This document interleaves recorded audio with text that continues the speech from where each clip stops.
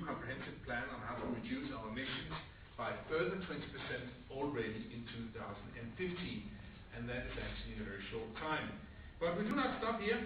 Our vision is to become the first carbon-neutral capital city by 2025. This vision, of course, demands a whole new approach to solutions. We especially believe that partnerships with the business sector are crucial in order to move forward to reach our reduction target. Please let me now hand over the floor to my distinguished City Council colleague, the spokeswoman of the Social Democratic Party, Madam Anne Bach, who will describe some elements of the plan on how to become carbon neutral by 2025. Thank you.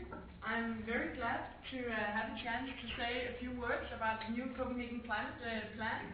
The Copenhagen Climate Plan has full political support from all the parties in the Copenhagen City Council, and it is an action plan. We have 50 concrete initiatives regarding energy production, buildings, urban development, and transportation. I think it is of great importance that the cities make an effort.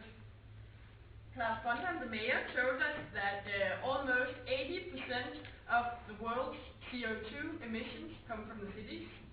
More than 50% of the world's population live in cities, and that number is rising. So cities are a great part of the climate challenge. And since we are a great part of the climate challenge, we can be a great part of the solution as well.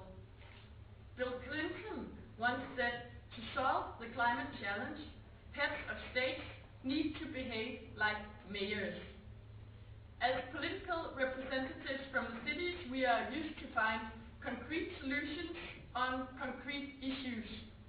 We are used to answer the question what to do and how to do it. That is exactly what we have done with our ambitious plan on how to reduce CO2 emissions. Last time I participated in an international meeting regarding climate change, Copenhagen was called upon. Professor Peter Newman, who is not here today, he gave a long speech in Copenhagen. He talked about how Copenhagen had already achieved a lot in the area of public transportation, and especially bicycling. We have a record of 37% of the Copenhageners who communicate every day on bicycling. That was really impressive, Peter Newman said, and of course he was quite right. Then he said that Copenhagen had grown lazy. He said that we should invest in retrofitting our buildings. He said that public buildings in Copenhagen form a huge CO2 reduction potential. And I saw his speech as a wake-up call. And today we actually do something. Today we actually do act. We require all new urban development projects to be low energy, and we have several new carbon neutral districts. By 2025, 15% of buildings in Copenhagen will have been built between now and then. Therefore, it matters what we do today. But it is not enough to have a plan for new carbon neutral districts. We also have to do something about existing buildings. The Copenhagen Climate Change Plan states that we should protect our climate as well as our cultural heritage and the city's many historic buildings. The plan proposes to invest 315 million Danish kroner until 2015 in climate renovation. Only in a few years, the energy savings will reach about 30 million kroner a year, so our CO2 reductions ultimately actually become profitable, economically speaking, for Copenhagen.